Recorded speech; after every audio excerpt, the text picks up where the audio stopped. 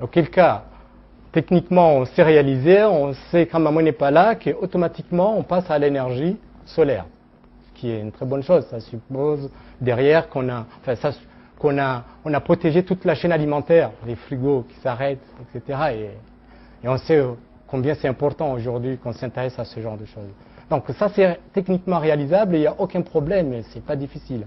Et on parle de la Mamoy, mais j'ai envie de dire pour ceux qui ont un groupe, au moment où, pour une raison ou une autre, ils ont besoin d'utiliser le groupe peut être là aussi en secours, c'est-à-dire que quand, pour une raison ou une autre, le solaire, Mamoy n'est pas là, le solaire n'est pas là parce qu'il y a 3 jours de pluie, il y a de la pluie, un groupe peut démarrer automatiquement pour charger les batteries qui fait fonctionner l'énergie solaire. Donc, il y a une complémentarité de toute l'énergie existante aujourd'hui, et en soi, c'est une très très bonne chose. En termes d'investissement, parce que vous savez que le pouvoir d'achat des Comoriens est vraiment très très bas. L'énergie solaire, c'est très économique, mais je crois comprendre qu'il faut un grand investissement au départ. Bien sûr, à la longue, c'est profitable, mais il faut quand même un investissement de taille au début.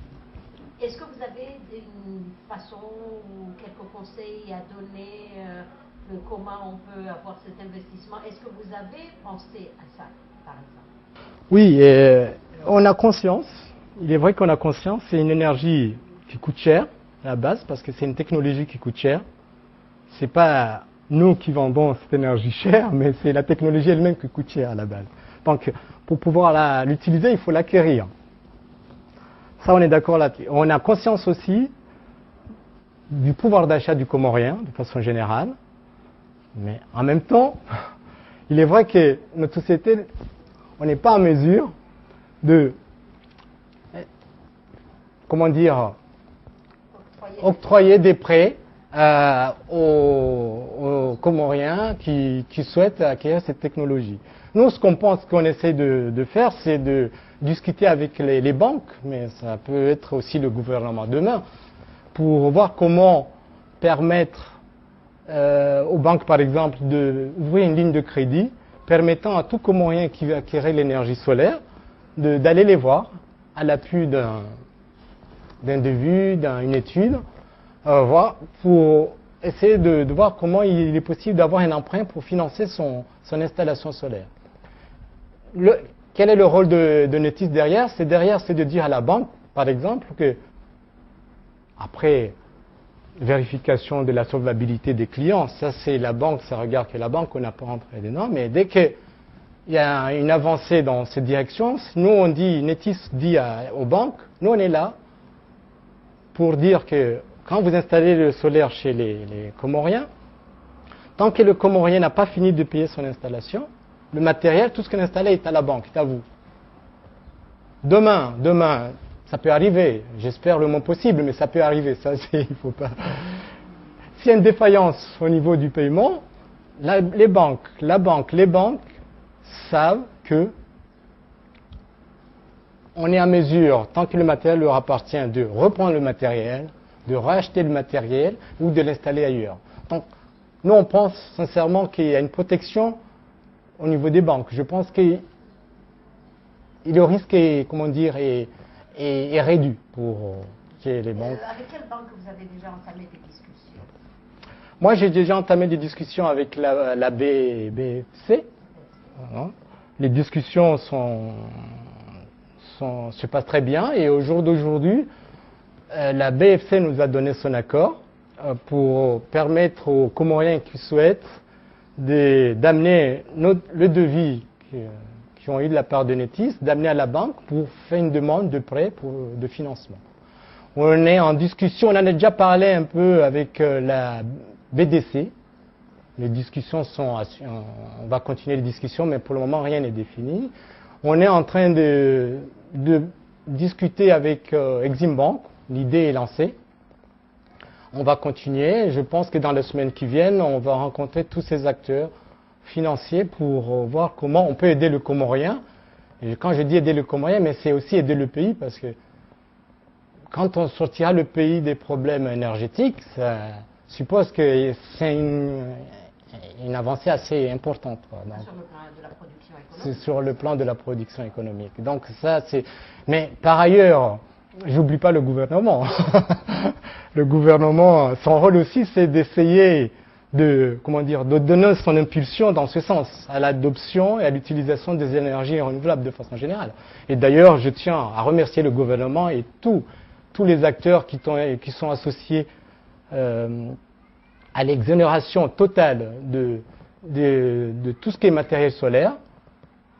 Ça, je pense, c'est une avancée assez importante, même si, je mets un petit bémol, même si cette avancée, il faudrait aussi la cadrer, parce qu'il ne suffit pas, à mon avis, ça c'est à mon avis, ça ne reste qu'un avis, de permettre à des personnes d'acheter le matériel solaire. Mais si ce matériel solaire, il est acheté, c'est un investissement assez lourd, que les personnes n'ont pas acheté ce qu'il fallait, parce qu'il faut le dimensionner, il faut savoir qu'est-ce que je vais d'abord alimenter avant d'acheter le matériel. S'ils vont acheter sans des connaissances derrière, qu'est-ce que j'achète?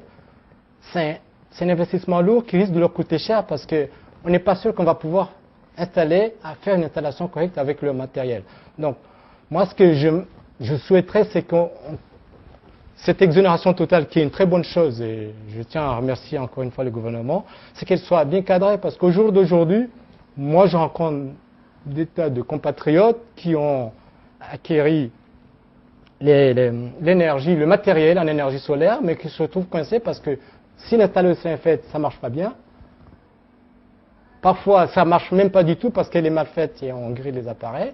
Donc pour moi, moi je ne conseille pas, et je vous le dis, et je dis aussi aux téléspectateurs que ça serait une bonne chose parce que c'est quand même une technologie assez difficile à maîtriser. Je ne conseille pas aux gens d'aller eux-mêmes essayer de faire cette installation. Vous le direz, vous allez me dire, mais c'est Netis. J'ai dit, mais j'espère qu'il y en aura d'autres que Netis aux Comores, parce que c'est pour le bien du pays qu'on veut. Hein? Mais voilà, donc je pense que l'exonération c'est une très bonne chose, mais pourquoi pas en approfondissant, voir comment cadrer tout ça pour que ça coûte moins cher aux Comoriens. Vous venez de mentionner le rôle du gouvernement dans ce genre de production, surtout de production de l'énergie. Vous avez commencé ce projet depuis bientôt 1 an. Est-ce qu'il y a des structures gouvernementales qui sont en place, qui vous ont guidé en tant que jeune de la diaspora qui est rentré investir dans le pays? Sinon, quelles sont les dispositions que le gouvernement devrait prendre ou renforcer pour encourager des jeunes comme vous? Encourager vous qui êtes sur place et encourager des jeunes comme vous qui aimeraient venir investir dans le pays.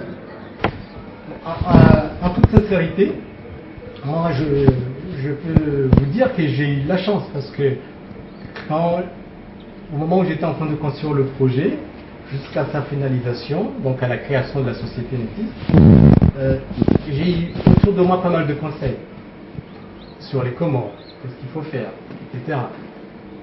C'est ce qui a permis en tout cas de réduire davantage la difficulté de la création de l'installation. Mais je pense que même s'il y a des structures aujourd'hui, il y a la structure, l'ANPI, Agence nationale pour la promotion de l'investissement aux Comores. Cette structure est là. Peut-être qu'il y en a d'autres que je ne connais pas, mais donc je ne veux pas dire qu'il n'y en a pas, mais en tout cas, au jour d'aujourd'hui, je n'ai pas remarqué, j'ai pas vu qu'il y avait un endroit bien spécifique qui est dédié à l'investissement, à la création d'entreprises aux Comores. C'est-à-dire, je m'explique, être en mesure d'avoir une antenne, par exemple, locale, qui permet de guider et de former tout créateur d'entreprise, surtout les créateurs d'entreprises qui sont à la diaspora. Pourquoi? Parce que si cette structure, cette antenne existe, ça suppose qu'on peut les contacter ailleurs pour avoir les informations nécessaires. Et si cette antenne, cette structure permettra aussi, après avoir donné toutes les informations nécessaires à la création d'entreprise, permettre aussi d'accomplir toutes les formalités sur place, moi je pense que ce serait une avancée assez importante. Parce que comme vous le savez, cette émission est davantage adressée à la diaspora comorienne. j'espère qu'il y aura dans l'avenir de plus en plus de jeunes Comoriens qui viennent investir au Comores. C'est tout le mal que je souhaite au pays et c'est tout mon souhait. Mais comme vous le savez, je pense qu'un jeune de la diaspora ne quittera pas la France pour venir s'installer au Comores sans avoir conçu déjà son projet à la base. Donc, son projet, quand il va le construire, il sera encore à l'étranger, en France ou ailleurs. Et donc, s'il a la possibilité, avant même qu'il arrive, de pouvoir construire son projet, d'avoir les informations nécessaires, mais ça encouragera, je pense, beaucoup de Comoriens à avoir moins, à être plus optimistes dans l'avenir pour les Comores.